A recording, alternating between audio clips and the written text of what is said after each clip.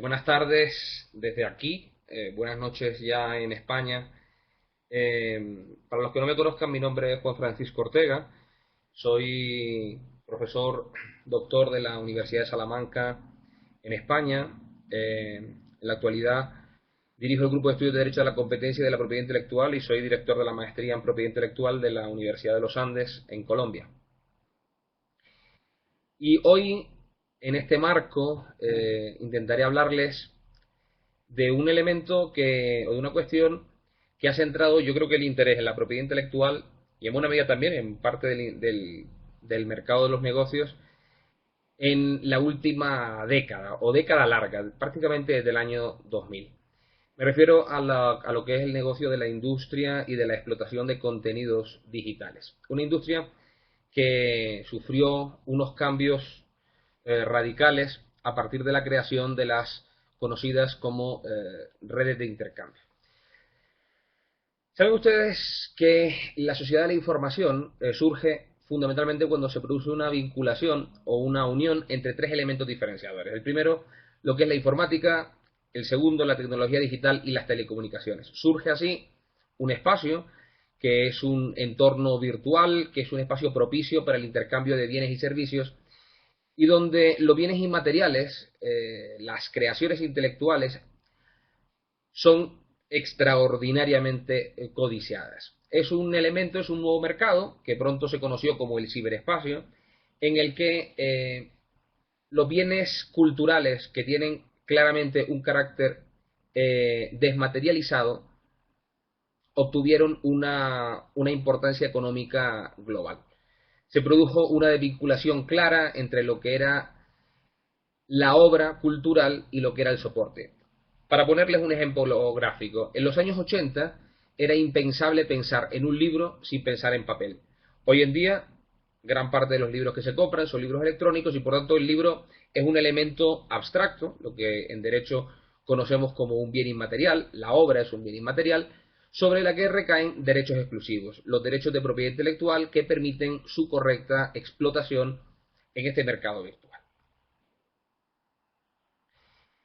Unas ligeras nociones de cómo se protegen estas obras y por qué, a partir del caso Napster en el año 2000, algo que estoy seguro que ustedes conocen porque seguramente lo han vivido a diario, revolucionó, pues como les decía, la industria cultural. El derecho de autor es la disciplina jurídica que otorga derechos exclusivos a estos bienes inmateriales, a las creaciones culturales, que fundamentalmente son creaciones de carácter artístico, científico y literario. Y solamente tienen un requisito para que esta protección ocurra. Para que la protección ocurra, solamente hace falta que sea que se cumpla el requisito de la originalidad. ¿Y qué es eso? Pues resumiéndolo mucho, el requisito de la originalidad es toda aquella obra que no es una burda copia de otra. No una copia que sea parecida, no, no. Una copia que no sea una burda copia. Es lo que se conoce como el bajo requisito de la originalidad. Porque si no fuera así, si lo que se exigiera fuera una originalidad alta y no un criterio bajo de originalidad como el que yo le señalo, hay elementos de la cultura que desaparecerían.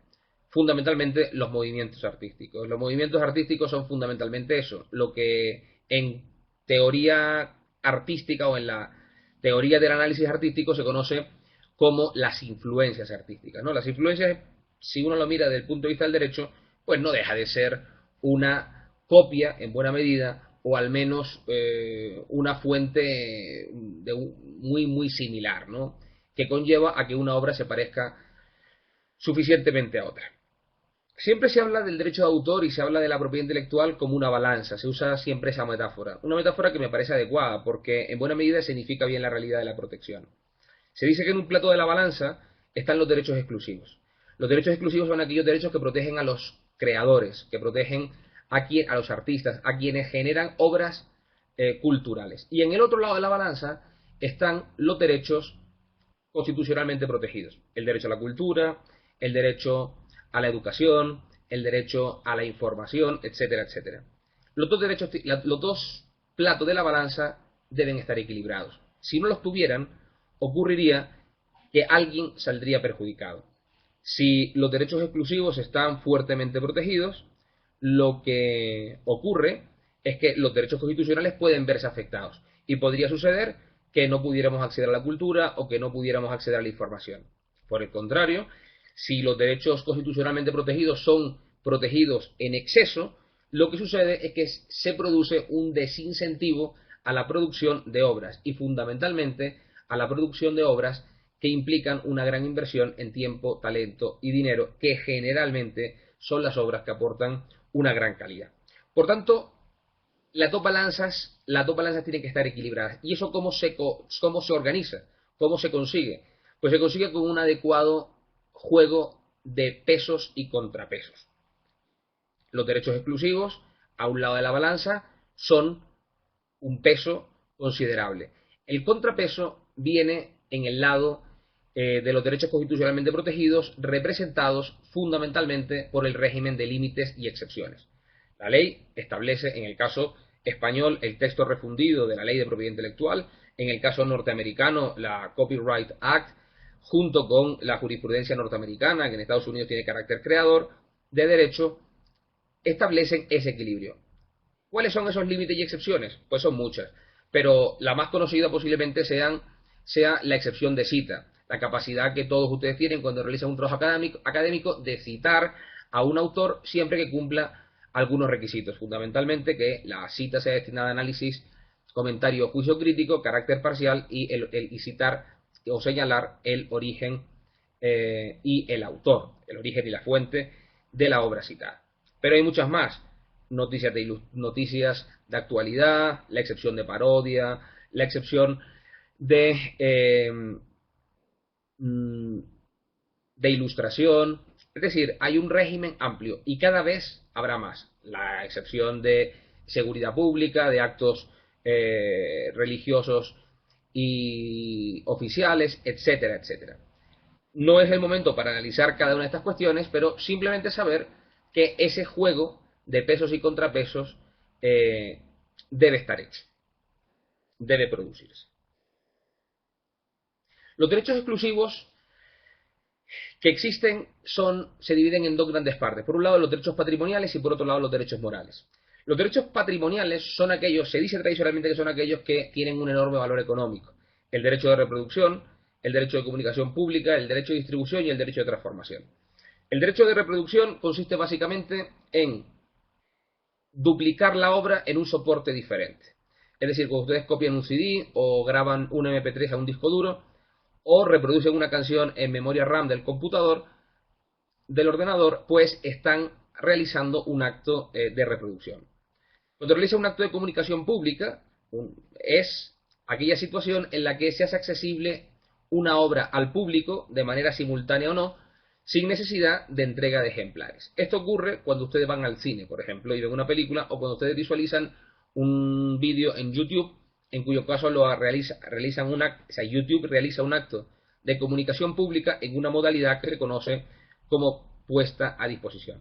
El derecho de distribución, que es hacer accesible la obra al público sin necesidad, con entrega de ejemplares, mediante la entrega de ejemplares, lo que hacen los libreros o lo que hacen quien vende un CD de música. Y el derecho de transformación, que es básicamente la creación de una obra derivada a partir de una obra originaria. Este derecho de transformación se significa bien cuando se traduce un libro del español al inglés o cuando se realiza la versión cinematográfica de una película. Los derechos exclusivos morales, por su lado, son derechos que no protegen tanto el ámbito económico, sino que lo que protegen fundamentalmente es lo que tiene que ver con la impresión espiritual del autor, lo que el autor quiso plasmar sobre la obra. El primero de ellos es el derecho de divulgación. El derecho de divulgación es el derecho que tiene el autor de decir si la obra se divulga y cómo se divulga. El derecho al anónimo o seudónimo es básicamente el derecho que tiene el autor de aparecer con su nombre o de aparecer bajo un apodo. El derecho a la paternidad es el derecho que tiene el autor a ser reconocido como el autor de la obra. El derecho a la integridad de la obra significa el derecho que tiene el autor a que ningún tercero mutile, cercene, modifique su obra sin su autorización. Es decir, un editor o un productor cinematográfico no puede cambiar una película o no puede suprimir un capítulo de un libro sin la autorización del autor. el derecho de retirada o retirar la obra del comercio, que es un derecho moral que asiste al autor a retirar la obra que está en el comercio cuando sus convicciones morales han cambiado. Imagínense el supuesto de una persona que escribe un libro sobre política y al cabo de los años solicita que se retire el libro porque sus convicciones políticas cambiaron. ¿Puede hacerlo? Sí, pero solamente con una condición, asumiendo el coste de esa retirada. Y finalmente el acceso al ejemplar único raro de la obra, que básicamente es el derecho que tiene el titular, sería el autor, o los herederos del titular del derecho, que generalmente son los herederos del autor, a acceder a la obra cuando ésta se encuentra únicamente en un ejemplar raro. ¿Esto qué significa? Imagínense ustedes un libro del que solamente queda un ejemplar y los herederos quieren acceder a ese ejemplar, pero la persona que tiene el ejemplar se niega a entregarlo, se niega a que esos herederos puedan acceder a la obra. Bueno, pues mediante este derecho se obligaría al titular de ese ejemplar raro de la obra a acceder a él. Ustedes podrían decir, ¿y esto ocurre alguna vez? La verdad es que sí. De vez en cuando, no es algo muy frecuente, pero de vez en cuando sucede. Un caso que ocurrió en España hace no tantos años y que siempre se pone como ejemplo paradigmático del acceso al ejemplar raro único de la obra fue el caso de los manuales de los profesores de secundaria de la Segunda República. Cuando se produce el alzamiento nacional y se produce el fin de la República, casi todos esos libros fueron quemados, los profesores perseguidos por el régimen franquista, y una vez ya entrada la democracia, algunos de esos libros aparecieron en algunas bibliotecas y algunos de los titulares no querían entregar esos libros a los herederos de aquellos autores que los habían escrito, entre otras cosas en gran medida porque les representaba un elemento vergonzante, ¿no? En fin, el caso es que fue un ejemplo de poder acceder a esos ejemplares. Junto a esto están los llamados derechos conexos o vecinos. Son derechos de aquellos que no protegen exactamente a los creadores, pero sí a quienes establecen un esfuerzo que puede ser personal o industrial sobre la obra. Y son fundamentalmente dos. Los derechos que recaen sobre los intérpretes, artistas y ejecutantes, el derecho que tiene Shakira por cantar una canción o el derecho que tiene Miguel Bosé por interpretar una canción, o las llamadas derechos conexos basadas en prestaciones industriales. Por ejemplo, el derecho que tiene quien graba un disco, el que hace posible la grabación de un disco, que es el derecho de los productores de fonogramas, o quien graba una película, el derecho de los productores de grabaciones audiovisuales, quienes la retransmiten, el derecho de las entidades de radiodifusión, etcétera, etcétera. Es decir, son un amplio listado de derechos que figuran. Cada uno tiene un plazo distinto, tiene un límite distinto. Miren, un elemento que es importante tener presente cuando uno examina esto, y es el hecho de que en gran medida, los consumidores de obras culturales no desean solo consumir obras culturales, desean consumir obras culturales que, en primer lugar, tengan una gran calidad y, en segundo lugar, que tengan una enorme prestación industrial. ¿Esto qué significa? Esto significa que yo no solamente quiero escuchar a Shakira cantando, yo quiero escuchar a Shakira cantando en un CD de alta fidelidad, con una calidad remasterizada, con una inversión en ingenieros de sonido, etcétera, etcétera. Es decir, toda la inversión industrial y también económica que realiza una disquera, que realiza una empresa productora de discos. Por eso,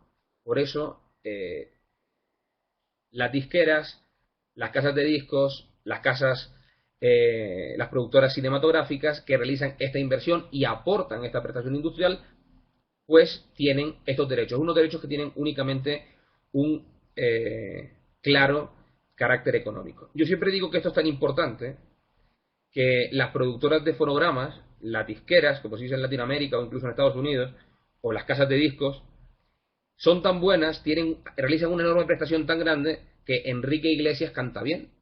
Enrique Iglesias, que es un ejemplo al que hemos oído en YouTube cantando a capela de una manera horrible, cuando uno escucha un disco tras la ingeniería de sonido y la prestación industrial, pues eso es una cosa que más o menos es adaptable, es aceptable. Bien,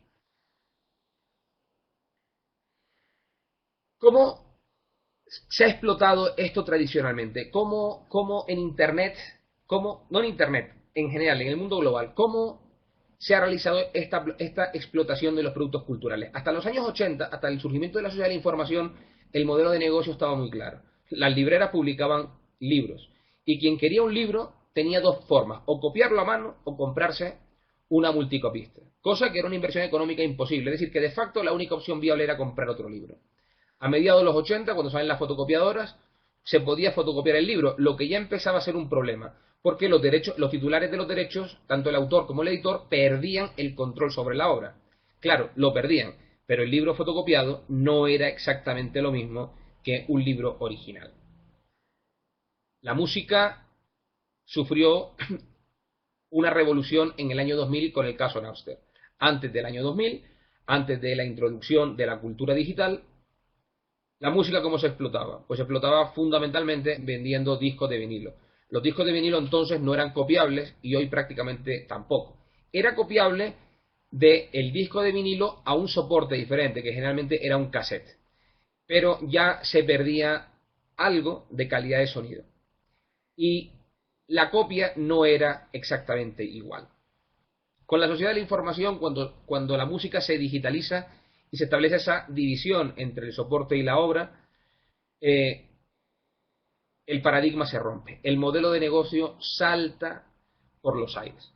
Y salta de tal manera en el que en este nuevo espacio que se crea, al poder digitalizar la música puede circular por las redes, entre comillas, con total libertad. Técnicamente, con total libertad. O dicho de otra manera, los titulares de los derechos no podían impedir que la música se copiara y se comunicara públicamente en los términos jurídicos, usando el concepto de comunicación pública como el derecho de comunicación pública que hemos visto en el ámbito de la propiedad intelectual. Lo que comúnmente, legalmente, en Internet llaman la cultura del compartir. Cualquiera podía compartir la última canción de Shakira, cualquiera podía compartir el último disco de Stop. Esto generó un cambio de paradigma, porque muchas personas entendieron que Internet era, por un lado, un depósito de información, y otros entendían que era un mercado virtual global, como si fueran dos posiciones contradictorias. La idea que en los años finales de los 90, principios del 2000, creía era la filosofía del todo gratis en Internet y todo posible. ¿eh? Yo creo que el pensar que Internet es solo un depósito de información o pensar que solo es un mercado virtual global es un error. Básicamente son las dos cosas y las dos cosas se compaginan. Es lo que se conoce como el llamado capitalismo cultural. El capitalismo cultural. El capitalismo cultural en nuestro sistema siempre ha existido. Y siempre ha existido por una razón muy sencilla, porque en nuestro sistema económico los bienes culturalmente valiosos siempre tienden a ser protegidos. Cualquier cosa valiosa en la que se ha invertido tiempo, talento, dinero, tiende a ser protegido. Y la cultura, las creaciones culturales, no es una excepción. Frente a esto, hay quienes señalan que en realidad lo que hay que hacer es eliminar la propiedad intelectual y favorecer a eso que llaman la cultura libre, o el copyleft, la cultura libre. La cultura libre, como si la cultura, que es la cultura con la que presuntamente uno puede hacer lo que uno quiera, frente a la cultura que no es libre, que es la cultura presa, sometida al copyright. La realidad es que esto no es cierto. La realidad es que ni la cultura presa es tan presa, ni la cultura libre es tan libre. El copyleft, esto que han llamado la cultura libre, que se articula básicamente en dos grandes instituciones, que es por un lado las licencias GNU relativas al software y las licencias Creative Commons, en realidad lo que son gratis, pero no son libres. Una cosa es la libertad y otra cosa muy diferente es la gratuidad. Son dos cuestiones realmente diferentes. Por eso siempre digo que el copyleft es copyright. Es decir, el copyleft es derecho de autor. Si uno mira lo que hace en los titulares del software libre, lo que están haciendo es conceder licencias. Es decir, es aplicar el derecho de autor, es aplicar, autorizar, cobrando o sin cobrar, pero haciendo cumplir la propiedad intelectual esos derechos que vienen recogidos en la propiedad intelectual, aunque de lengua para afuera, de dientes para afuera, el discurso sea otro. En la alternativa del copyleft, lo normal, el auténtico obra libre o la auténtica cultura libre sería aquello que no está sometido al copyright. Y aquello que no está sometido al copyright es lo que está fuera de los derechos exclusivos, lo que está en lo que se conoce como el dominio público. Los derechos de autor tienen a nivel mundial una duración que oscila entre los 75 y los 100 años. Cuando se pasa esa duración, bueno, la duración es toda la vida del autor y 75 a 100 años después de su muerte. Cuando pasa ese tiempo, se entiende que está en el dominio público. O también puede ocurrir que esté en el dominio público, es decir, que cualquiera pueda explotar la obra sin necesidad de pedir autorización y sin vulnerar ningún derecho, si el autor renuncia explícitamente a esos derechos. Bien, cuando uno ve el software libre o cuando uno ve las licencias Creative Commons, muy raramente, por no decir nunca, en el caso del software libre nunca lo hacen, y en el caso de las licencias Creative Commons, pues prácticamente tampoco. Alguna ocasión hay alguna licencia que permita hacer eso, pero se utiliza poquísimo. Salvo eso, el resto son licencias de explotación de derechos de autor pura y dura. Por tanto, insisto, una cosa es la gratuidad y otra cosa es la libertad. Son dos cosas absolutamente distintas. Una de las cosas que se dijo o que se creía en el año 2000 con estos modelos de negocio cuando Internet estaba surgiendo era el hecho que en el año 2000 la sociedad iba a cambiar radicalmente, que en el año 2010, 2015 el mundo iba a cambiar radicalmente. Yo recuerdo en la Universidad de Columbia, en el año 99, cuando el representante de eso que se llamó el pensamiento ciberutópico, que era un norteamericano llamado Adam Toffler, nos decía que en el año 2005 las tiendas de ropa desaparecerían porque sería más rápido, más fácil, más cómodo comprar ropa por Internet. Exactamente igual ocurriría con los libros. ¿Por qué? Porque en Internet siempre habría stock, te lo llevarían rápidamente a casa, etcétera, etcétera. La realidad no fue esa, la realidad fue que Internet no cambió tanto. ¿Por qué? Porque la experiencia de compra, la experiencia del modelo de negocio era completamente diferente. Donde sí cambió ese modelo de negocio, donde sí lo arrasó, fue en el ámbito de la explotación cultural. ¿Por qué? Porque con el ingreso de la cultura digital, uno sí podía copiar en su casa un CD de música siendo exactamente el mismo que el original. Y por tanto no tenía mucha licencia, mucho secreto, no tenía mucha pérdida. Si uno escuchaba en el MP3 en el año 2005 el último disco de Alejandro Sanz, pues daba exactamente igual que fuera original o no, porque era un MP3 y por tanto donde lo hubieras obtenido al consumidor final le importaba poco. Esto permitió que la industria de la música cometiera un error que a la postre se reveló fatal.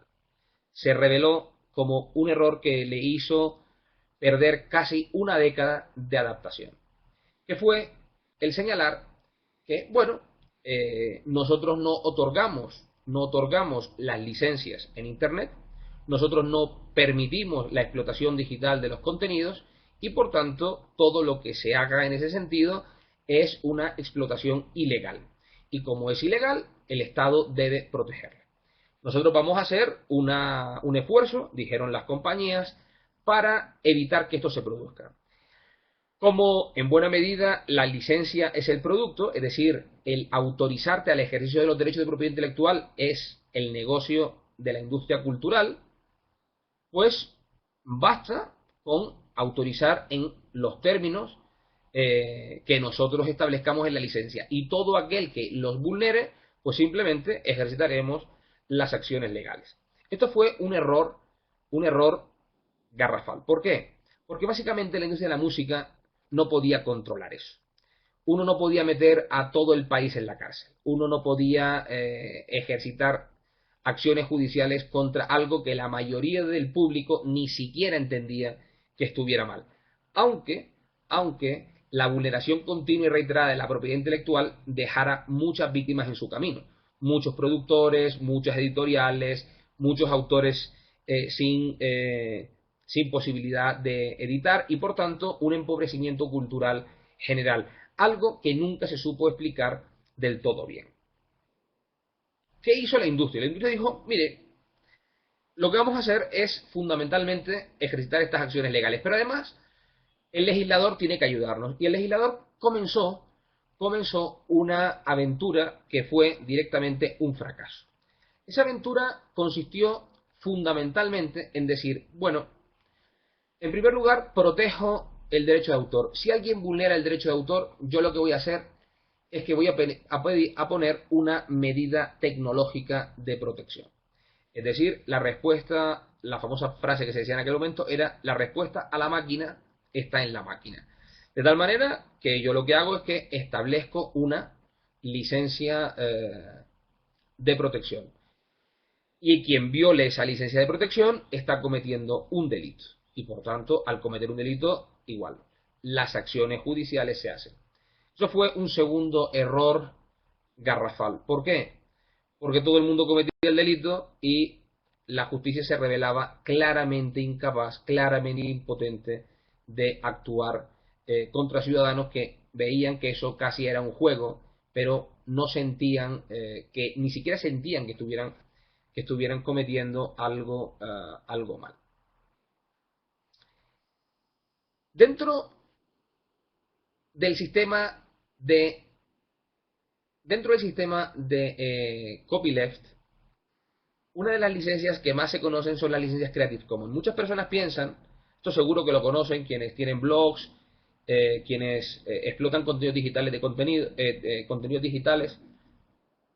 Muchos piensan que la licencia Creative Commons es una especie de licencia en la que el titular de un blog o el titular de una canción, de un texto, de cualquier creación cultural, permite que el resto haga lo que quiera. Esto es un error. La licencia Creative Commons es simplemente una licencia que permite al titular de una obra crear una licencia legal sin saber derecho. Pero esa licencia legal generalmente las personas que hacen la licencia autorizan que cualquiera puede reproducirlo, pueda comunicarlo públicamente, no pueda transformarlo y por supuesto que pueda hacer todo eso libremente si no lo hace con ánimo de lucro. Si lo hace con ánimo de lucro, pues sí. Pero eso es lo habitual. Una licencia Creative Commons puede ser una licencia con todos los derechos reservados, con ningún derecho reservado o con algunos derechos reservados. Por tanto, cuando uno ve una licencia Creative Commons, lo único que sabe es que ha sido creada en la plataforma Creative Commons. Hay que acudir a la licencia para ver exactamente qué es lo que sucede. El copyleft y el copyright no son dos elementos confrontados, sino que son dos elementos que en buena medida se complementan. En este marco general, siendo muy rápido, surge en el año 2000 el fenómeno del peer-to-peer.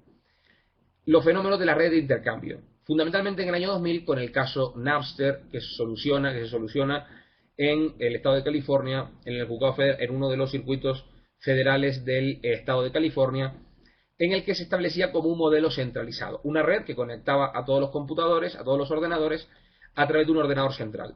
Si uno cortaba ese servidor central, la red se caía.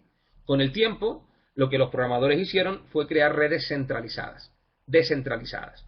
Por tanto, cada computador era un ordenador cliente, pero también era un servidor. Es decir, quien compartía, entre comillas, una canción, actuaba como servidor y quien se la descargaba, pues actuaba como ordenador cliente. Esto generó claramente, sin paliativos, la quiebra del sistema del modelo de negocio de la explotación digital de la música. Directamente les cambió el mundo. Ya no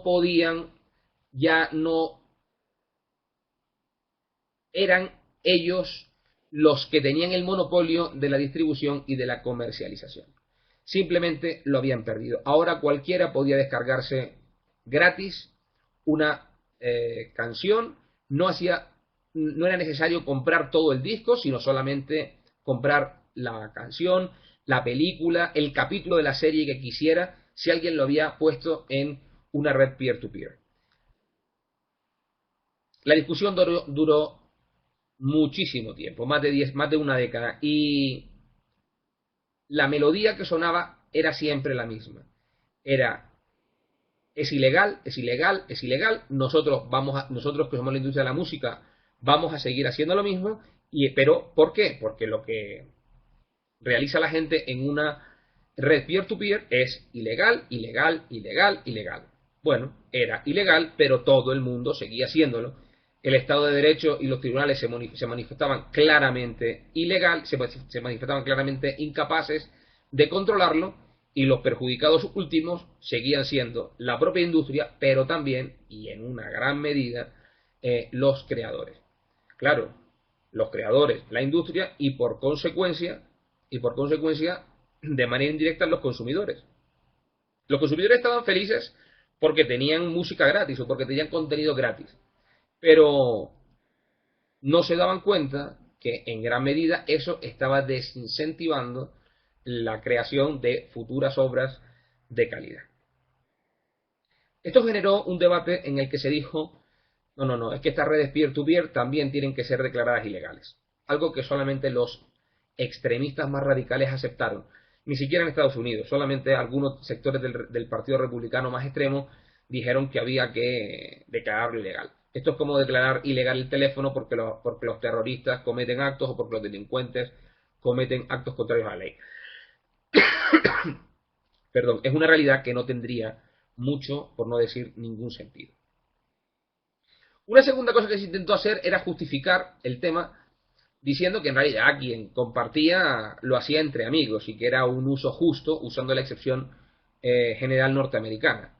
Bueno, esto es un uso justo y por tanto no hay problema. Dicho en términos jurídico-continentales, bueno, podrían ser beneficiarios de algún tipo de excepción, como la excepción de uso particular o de uso privado o de uso doméstico, que permite la explotación de una obra en un entorno doméstico o entre amigos, ¿no? Bueno, esto claramente no era aplicable. Y no era aplicable por dos razones. Primero, porque el supuesto de hecho era mentira. Tú no tenías los 14 millones de personas que compartían música en Emule o en cualquier otra red peer-to-peer. Y en segundo lugar, porque allí los límites están sometidos al llamado límite de límites, que dice que ningún límite puede ser utilizado de tal manera que impida la normal explotación de la obra, algo que aquí ocurría sin paliativos. Quien realizaba un upload, quien subía una canción, básicamente vulneraba el derecho de reproducción y comunicación pública y vulneraba los derechos conexos. Y quien lo descargaba, pues fundamentalmente lo que vulneraba era el derecho de reproducción. Claro, como les decía, como les adelantaba ahora, y bueno, y no se podían beneficiar de ninguna excepción, la verdad es que no. En Estados Unidos muy pronto los tribunales lo dijeron desde el principio, desde el caso Napster, dijeron: mire, esto no es un caso de uso justo, no es un caso de una excepción legal. ¿Por qué? Pues porque evidentemente esto sobrepasa con mucho la explotación normal de la obra y evita su explotación, vulnera el límite de límites, pero además es mentira. Además usted no lo está usando en el ámbito privado, sino que lo está usando en el ámbito global. En aquellos países donde figuraba la copia privada dijeron: mire, tampoco, porque la copia privada tampoco cumple, o sea, el peer-to-peer no cumple los requisitos de adaptabilidad a lo que era la excepción de copia privada. Por tanto, lo que se hizo fue poner, como ya todo era imposible, como se seguía haciendo, como era claramente ilegal, dijeron: no, pero como siendo ilegal la gente seguía haciéndolo, dijeron: no, vamos a poner la última barrera, el derecho penal, ¿no? Si alguien lo hace de manera continua, es un delito contra la propiedad industrial. Si alguien vulnera una medida tecnológica, es un delito de propiedad industrial. En España, la Fiscalía General de la Nación la Fiscalía General del Estado, siempre se negó a actuar contra quienes le ejercían. Y así hubo una directriz de la Fiscalía, una circular de la Fiscalía General de la Nación del Estado del año 2006 sobre el delito de propiedad intelectual, en la que más o menos, grosso modo, venía a determinar esto que yo les estoy contando.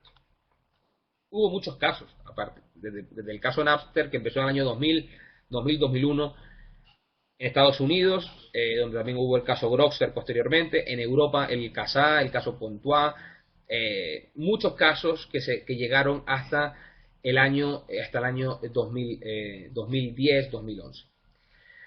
En este momento se planteó la situación de reforzar las medidas tecnológicas. Dijeron, bueno, vamos a ver, aquí el problema es que esto claramente es ilegal. Esto además es un delito de propiedad industrial si la copia se realiza de una manera masiva. Bueno, señor legislador, dijo la industria, ustedes tienen que coger y tienen que prohibir el hecho de que si alguien vulnera una medida tecnológica, eso también sea un delito. De tal manera que la industria, en base a la premisa de que la respuesta a la máquina está en la máquina, lo que dijeron fue, bueno, vamos a invertir en medidas tecnológicas. Un caso paradigmático de esto fue el caso de Alejandro Sanz con el disco El alma al aire. Cuando sale el disco de el CD, ya era un CD de Alejandro Sanz, establecen una medida tecnológica que permitía que cuando uno introducía el CD en el computador o en el ordenador para volverlo digital, para convertirlo a formato digital, simplemente te lo impedía. ¿Esta tecnología era eficiente? ¿Durante cuánto tiempo consiguieron evitar que esa medida tecnológica fuera protegida? ¿Cuánto tiempo permitieron que la obra estuviera, entre comillas, a salvo? Sony, que fue el desarrollador de la medida, se rumorea que se gastó en aquel momento casi $1 millón en el desarrollo y tardó 24 horas en ser vulnerada. Los hackers vulneraron la medida tecnológica en 24 horas. ¿Cometieron un delito? Técnicamente sí, pero la realidad es que aquello se convirtió en una realidad puramente ineficiente. ¿Quien rompió la medida tecnológica había cometido un delito? Sí, lo había cometido, pero la aplicación práctica era sumamente evidente. Nadie actuaba, entre otras cosas porque en materia probatoria era muy complicado. ¿Cuál era la única música que seguía diciendo la industria? Es ilegal, es ilegal, es ilegal. Y mientras decían es ilegal, es ilegal y es ilegal, seguían perdiendo dinero. Los franceses fueron un poco más listos y dijeron, mire, ¿sabe qué? Nosotros hagamos una situación, nosotros no vamos a estar entrando en tantos problemas, sino que simplemente vamos a monitorear la red, ¿no? Y quien encontremos descargándose música, le vamos a dar 3 avisos. La primera vez le avisamos, la segunda vez le avisamos, la tercera vez directamente le cortamos la línea telefónica y en función de la gravedad, en 1 año o en 2, no va a poder ser titular de una línea telefónica para poder conectarse. Lo que generó el llamado sistema de los 3 avisos y generó que, bueno, hubiera una disminución amplia. Lo cierto, se mire como se mire, es que esto fue la constatación de un fracaso. Fue un fracaso total. Las medidas tecnológicas se vulneraban, fueran legales o ilegales, la gente seguía usando modelos peer-to-peer independientemente de que algunos de ellos fueran condenados. Socialmente había un reproche total a estas normas porque se entendía, en buena medida porque no se entendían, ¿no?, que era sumamente injusto. Y la pregunta del millón era, oiga, ¿y no se puede revertir esta situación? O sea, esto no podemos revertirlo. No podemos echarle un poco de razón al asunto, no podemos ser más listos y revertir esta situación. ¿Por qué? ¿Por qué no la cambiamos? ¿Por qué no jugamos? ¿Por qué en vez de luchar contra el enemigo no nos unimos a él? ¿Por qué no intentamos modificarlo? Y empieza un proceso que ha terminado, yo creo que con una visión exitosa hasta nuestros días y que intentaré contarles en los últimos 15 minutos. Lo primero que se preguntó fue, bueno, oiga, ¿y si legalizamos las redes peer-to-peer? ¿Por qué no establecemos un límite? ¿Por qué no establecemos un límite o un límite legal? Como igual que hay para los textos o para el cine o para la excepción de cita o la excepción de ilustración, ¿por qué no creamos un límite como el límite peer-to-peer? De tal manera que si alguien comparte música por internet, pues oye, puede que haya pues que se beneficie ese límite. Y a cambio, lo que hacemos es que establecemos un pequeño canon. Es decir, un canon remuneratorio más alto sobre los equipos que hagan posible el peer-to-peer. De tal manera que de esta forma vamos a ir compensando a los autores. Cuanto más se piratee una obra, o bueno, pues con pues más canon remuneratorio o más canon compensatorio se le da. Más o menos podría ser una solución. El problema de esto era que los límites tienen que crearse conforme a un determinado fundamento legal. El derecho no es una opinión, el derecho no es solo una opinión. El derecho es una ciencia que debe estar fundada, aunque a veces el legislador, en manos de políticos incapaces, demuestre lo contrario, pero la verdad, la realidad es que debe tener un fundamento epistemológico, ¿no? Un fundamento que sostenga la construcción del límite. Ese fundamento, la realidad es que no estaba en absoluto claro. El derecho a la información, a la libertad de expresión, no lo parece. No parece que cuando alguien oye un disco de Shakira o se descarga el último juego de la PS3 o de la PS2, estuviera ejercitando un derecho a la libertad de información o a la libertad de expresión. El acceso a la cultura, hombre, la cultura es otra cosa. La cultura, el derecho a la cultura es una cosa y el derecho al entretenimiento es otra. Es decir, no existe el derecho subjetivo como derecho a la cultura, como desarrollo del derecho a la educación, a ver la última película, el último capítulo de The Wire, por ejemplo.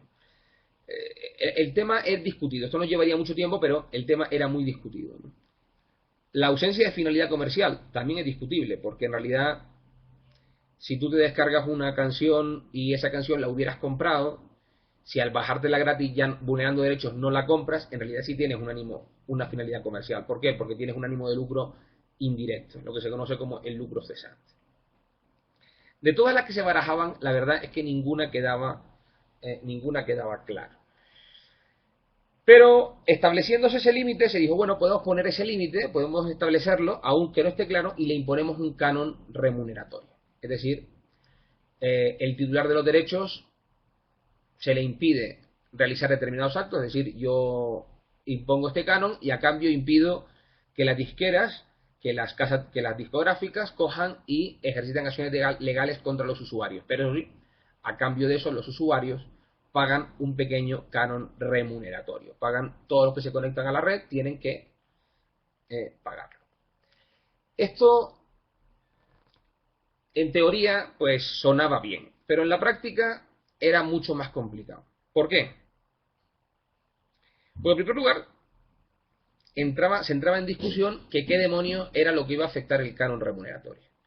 Porque en una red peer-to-peer se intercambian el 98% bienes protegidos, pero un 2% bienes que no estaban protegidos. ¿Quiénes iban a recaudar? Pues parece ya que las entidades de gestión, la maldita por el público SGAE o Cedro, las entidades de gestión en España, en el caso español. ¿Qué beneficios tendrían los usuarios? ¿Los usuarios podrían usar la música para cualquier cosa o solamente para usos no comerciales, es decir, para uso personal? Parecería que solamente para esta última parte. Y el beneficio que tendrían los titulares, aún teniendo menos ingresos, pues en buena medida tendrían por un lado algunos ingresos y por otro, pues eliminaban los costes de protección efectiva a través de medidas tecnológicas. Es decir, bueno, podían explotar con más tranquilidad sus obras. Pero esto en realidad presentaba problemas. En primer lugar, la dificultad para calcular el canon en función de lo que se explotaba. No se podía pagar lo mismo por el canon a alguien que se descarga una música, que se descargaba una canción del último disco de Estopa, que a quien se descargaba el último juego de la Xbox. ¿Quiénes tenían que pagar? ¿Por qué iban a pagar solamente quienes lo usaban? Las empresas de telecomunicaciones, que en ese momento eran las principales beneficiarias de las redes peer-to-peer y que con total descaro apoyaban la vulneración del derecho, de los derechos de propiedad intelectual. Recuerdo el anuncio de Telefónica diciendo eso de bájatelo todo por 19,99 euros. Ellos no tenían que pagar nada, porque en este sistema los que se perjudicaban era claro. Quienes se perjudicaban directa e indirectamente era todo el mundo, pero quien no se perjudicaba eran las empresas de telecomunicaciones. Por tanto, las empresas de telecomunicaciones tenían también que ser parte de ese canon, cosa que tampoco les gustaba y que generaba enorme controversia. Esta realidad daba claramente situaciones injustas. ¿no? Y por tanto, unas situaciones injustas que se argumentaban y se decían, bueno, esto es una imperfección de mercado que debe ser así. Es como cuando yo pago impuestos y no quiero que se dedique parte de mis impuestos a comprar armas. Sin embargo, no puedo evitarlo. ¿Por qué? Pues porque el mercado, el sistema, funciona así y el bien que se recibe es muy superior al daño que se genera. La segunda solución que se dio cuando esto del canon no funcionó fue el hecho de que las plataformas peer-to-peer obtuvieran licencias. Obtuvieran licencias. Claro, esto era un problema tremendo, porque las licencias a priori autorizaban tanto al titular del programa peer-to-peer, Emule, Casa, quien fuera, a operar, y también a los titulares. Pero esto también generaba problemas. Primero, ¿qué sucedía con quien no quería dar los derechos y sus obras se subían? Los que querían dar los derechos, ¿cómo daban los derechos? ¿De manera obligatoria o lo daban de manera individual? Es decir, había que negociar con cada una de las disqueras. O la ley establecía que todos tuvieran que darlas. Esto también generaba problemas, porque de lo contrario, los titulares de una red peer-to-peer tenían que estar continuamente controlando lo que se subía o lo que no se subía. Imagínense ustedes controlar lo que se intercambia en una red peer-to-peer con 14, 15, 20 o X millones que sean. Era una situación que generalmente era imposible. ¿Y qué sucedía con los pequeños autores que no tenían encomendados los derechos a ninguna entidad de gestión? Porque si la red peer-to-peer quería pedir los derechos del último disco de Sabina, pues se iba a la SGAE y las obtenía. Pero ¿qué pasaba si alguien compartía un disco de un autor desconocido, protegido por derechos de autor? Había que localizar, los titulares de la red tenían que localizar a ese autor. Era algo que prácticamente se convertía en inmanejable. La situación fue que no se hizo absolutamente nada. Nada. Legalmente, ninguna de estas iniciativas surgieron. Pero el modelo cambió. Llegó un momento en el que a principios del año 2010 la situación fue ya tan absolutamente grave que las pérdidas acumuladas eran tan grandes. El discurso de es ilegal, es ilegal, es ilegal, todo el mundo lo había escuchado, pero nadie le hacía ningún caso. Que la opción final por la que se optó fue directamente no hacer nada, porque no había una solución clara. Pero el propio mercado otorgó esa solución. De tal manera que la industria dijo, los peer-to-peer siguen funcionando, tendremos que hacerle la competencia al peer-to-peer. Y tendremos que explotar digitalmente nuestras obras y tendremos que hacerlo nosotros mismos. ¿Por qué la gente usaba peer-to-peer? ¿Por qué la gente usaba Emule? Porque era rápido, porque era barato, tenía inconvenientes como que no era de calidad, muchas veces la música era pues a una compresión muy mala. No tenía mucho sentido que alguien tuviera un iPod Classic que costaba 219 euros con unos auriculares Beats que costaba 300 euros para oír MP3 en 96 kilobytes, porque se oía horrible. ¿Qué sentido tenía? Lo que hicieron fue crear o favorecer la creación de las plataformas multiterritoriales. Es decir, plataformas globales en las que explotar digitalmente el contenido. En lo que se conoce como una economía a escala decreciente. Creamos plataformas grandes en las que nosotros explotamos el contenido, vamos a dejarnos de pelear con los peer-to-peer y vamos a simplemente competir. Surge Netflix, surge Spotify, surge una discusión inmensa acerca de, muy técnica jurídicamente sobre el ámbito de las licencias, pero que al final se van otorgando y los usuarios comienzan a ver con sorpresa cómo por una cantidad pequeña de dinero podían obtener obras directamente de una calidad máxima, de manera prácticamente inmediata, sin espera y en una reproducción en streaming de una gran calidad. Si uno pagaba un poco más, podía haber una descarga, es decir, la autorización de un acto del derecho de reproducción en un soporte sólido y permanente, como puede ser un disco duro o la memoria de un móvil. Esta discusión, este cambio de modelo de negocio fue lo que permitió avanzar al sector. Netflix se convierte rápidamente en un éxito, Spotify se convierte en un éxito total y se convierte en una aliada de las telecos, de las empresas de telecomunicaciones, que ahora ven cómo la legalidad les ayuda en su negocio.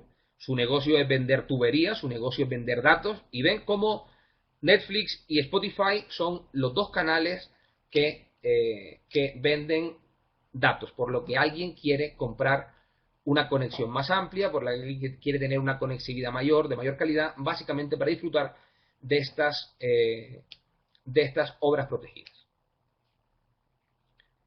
Netflix y Spotify atraen a la legalidad, atraen a el uso licenciatario de los derechos de explotación digital de los contenidos digitales. Quien usa Spotify o quien usa Netflix o quien, como en mi caso, usa los dos, no tiene ningún sentido que use una red ilegal peer-to-peer. No solo porque sea ilegal, sino básicamente porque es de peor calidad, es mucho más lento, etcétera, etcétera. Es una infraestructura tecnológica mucho peor. Esto se ha extendido en gran medida en la nueva lucha por los canales de distribución. La distribución, entre comillas, ¿no? Jurídicamente comunicación pública de los contenidos digitales, en el caso del cine, van a ser plataformas digitales como Netflix, en el caso de la música, como Spotify. Y en el caso de los libros, van a ser plataformas fundamentalmente, que básicamente van a ser dos. O Google Play, o tres, Google Play, Amazon y el conjunto de plataformas de suministro de contenidos que posee Apple. Hay mucha gente que piensa que Apple lo que vende son iPads o que lo que vende son iPhone. En realidad Apple vende todo eso, pero fundamentalmente Apple lo que vende es un canal de distribución. ¿Por qué? Porque quien tiene un iPhone, como en mi caso, compra en el Apple Environment, ¿no? En el entorno de Apple, en iTunes, en iBooks, en el Apple Store. Sin embargo, quien tiene Android, pues compra en Google Play. ¿Qué es lo que vende Google? Google no vende un buscador solo. Google no solamente vende un sistema operativo como Android para los teléfonos móviles o celulares, sino que lo que vende es fundamentalmente un canal de distribución de contenidos de obras digitales, en concreto de software. Por eso, Google hace que Android funcione tanto en un celular de altísima gama que cuesta 800 euros a el móvil Blu-ray o el móvil Blue de, no sé, de 30 o 60 o 70 euros. De los más caros a los más baratos. ¿Por qué? Fundamentalmente porque ese no es su interés. Su interés es vender la aplicación en cualquiera de ellos. Y la aplicación va a costar exactamente igual en el móvil más caro como en el móvil más barato. Esto hace que los usuarios generen esta atracción, que los usuarios accedan, que ellos vengan y acceden hacia nosotros. En ese momento nos encontramos y la lucha no ha hecho más que comenzar. Estamos en un momento de intersección, en un momento de cambio, en un momento en el que en poco tiempo veremos cómo los soportes digitales desaparecerán.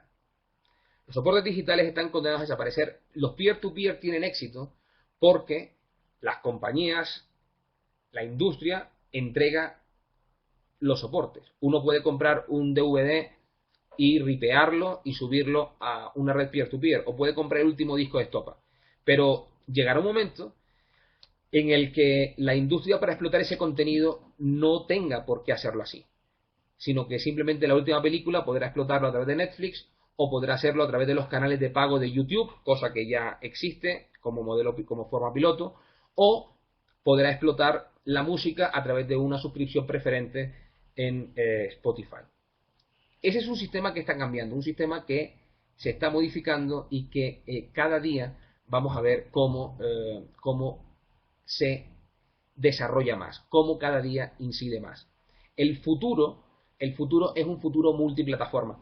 El futuro es que cualquiera pueda acceder a un contenido cultural donde quiera, cuando quiera y en la plataforma que quiera. Ese es el gran reto y por tanto quien controle las plataformas, sea Apple, sea con el iOS o sea Google con su Android, va a tener un dominio en ese sector de mercado que en el futuro generará enormes problemas en el derecho a la competencia. Bueno, no los aburro más, espero que no se hayan cansado demasiado. Muchas gracias.